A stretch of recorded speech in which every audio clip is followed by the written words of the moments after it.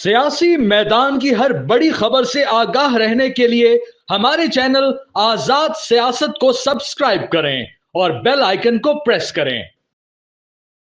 पाकिस्तान की सियासत के अंदर एक लेसन आपको दिखाई देता है और वो सबसे बड़ा लेसन ये है कि अपॉर्चुनिज्म यानी कि जिसको मौका मिल गया है उसने अपने मुखालिफ को कभी माफ़ नहीं करना।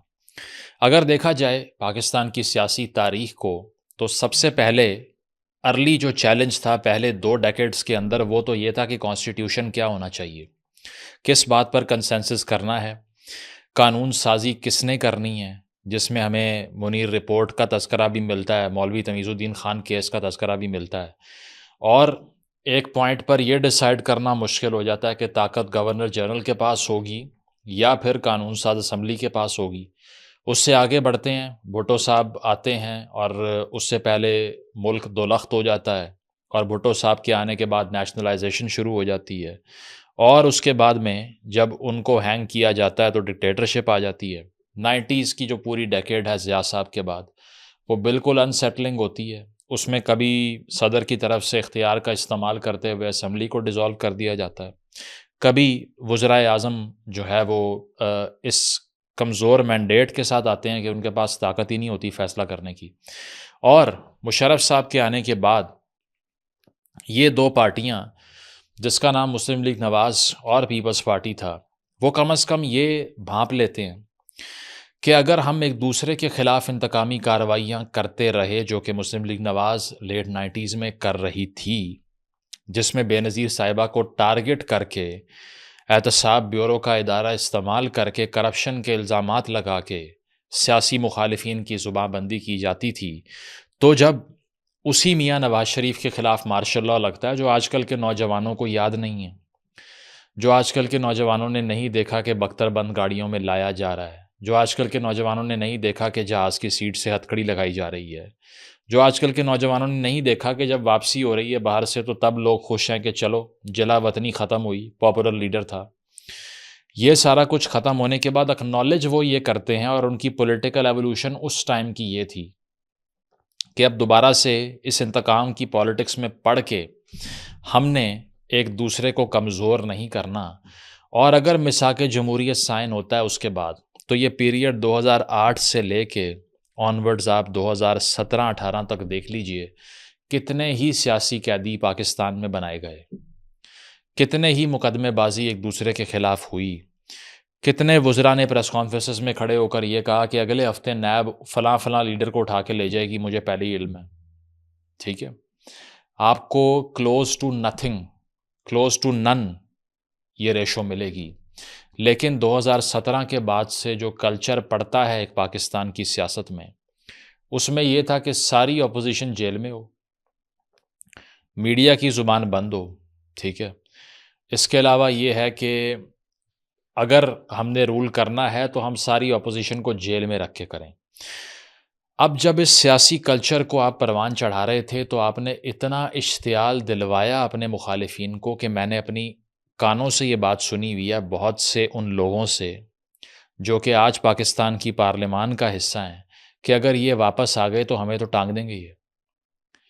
इस नहज तक लोगों को पैरानोया हो गया और खौफ का शिकार हो गए बहुत से लोग। ब्यूरोक्रेसी में, सियासत में, दीगर इदारों के अंदर लोग ये महसूस करते हैं कि जिस नहज पर गुस्सा और धमकियाँ और ये सियासी जो नारेबाज़ी है इसको पीटीआई के दौर में ले जाया गया, शायद इसके बाद अगर इनकी वापसी होगी तो हमारी तो चौक में लाशें ही लटकी होंगी, इससे कम तो कुछ नहीं हो सकता।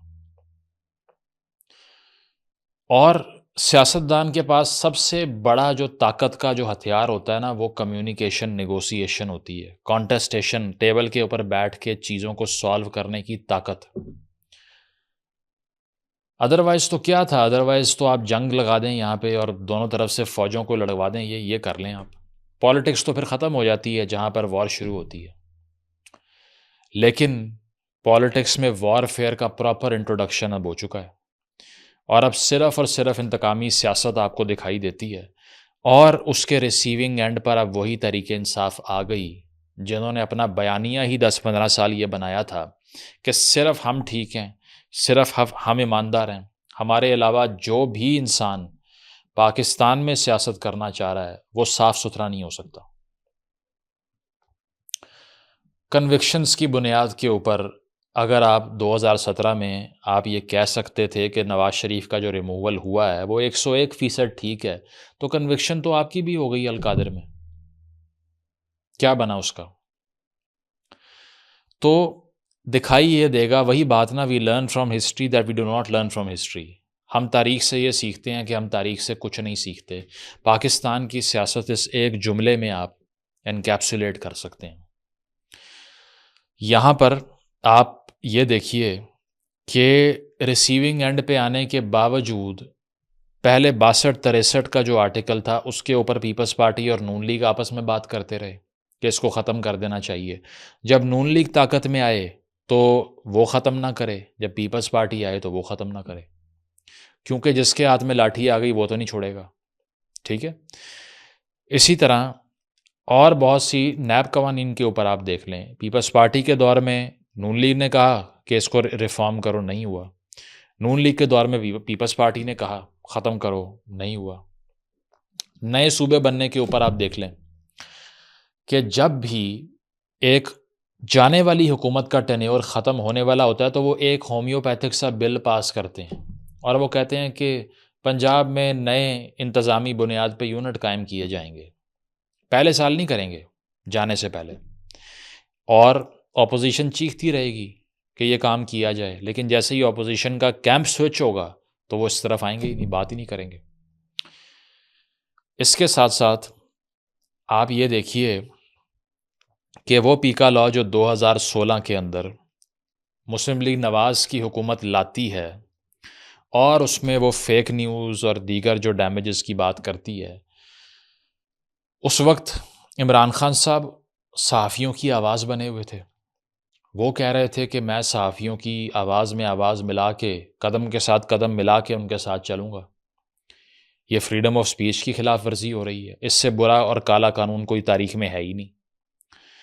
2018 में उनकी हुकूमत आती है, 2022 में वो भी ऑर्डिनेंस ले आते हैं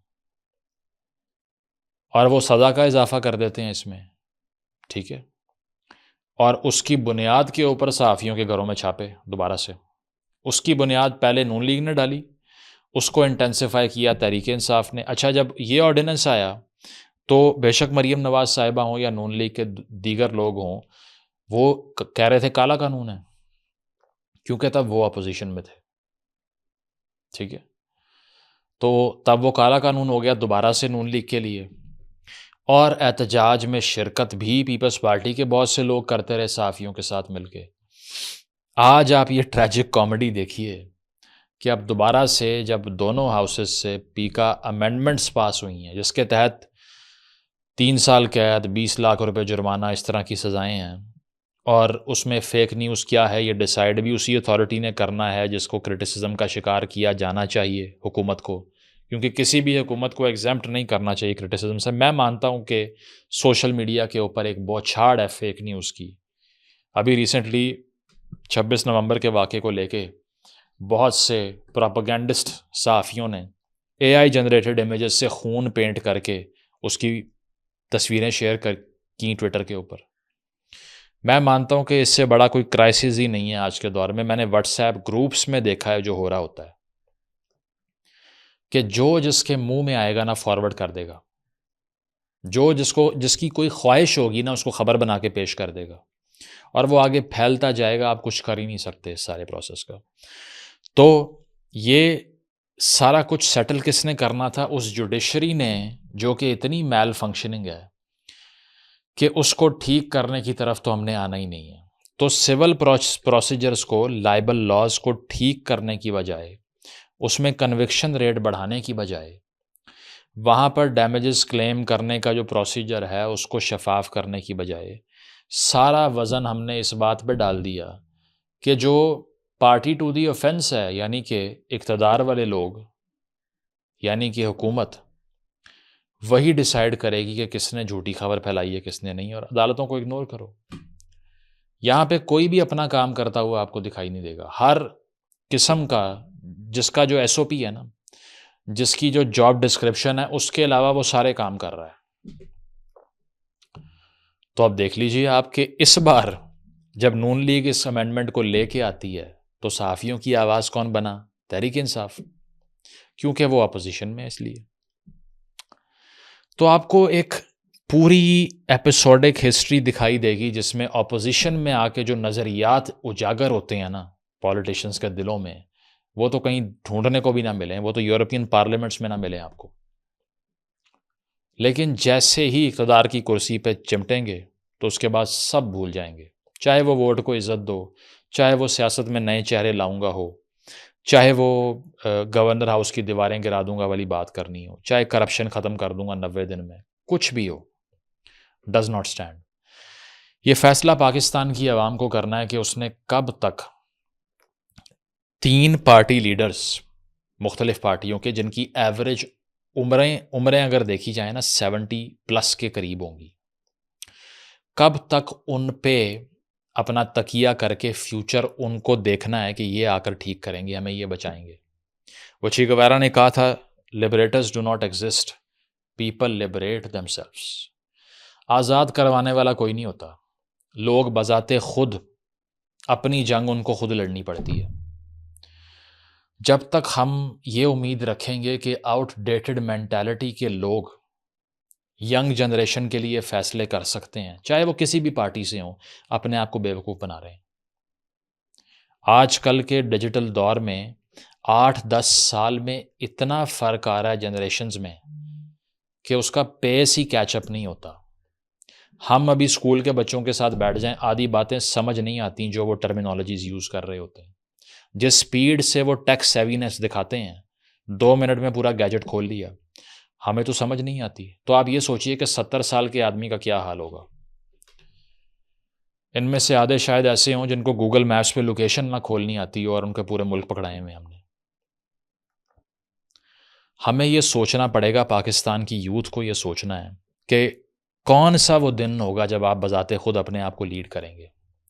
जब मैं उसके लिए मर जाऊंगा, इसके लिए जान दे दूंगा, उसके लिए सड़क बंद कर दूंगा, इसके लिए जला दूंगा सब कुछ, ये कब छोड़ेंगे?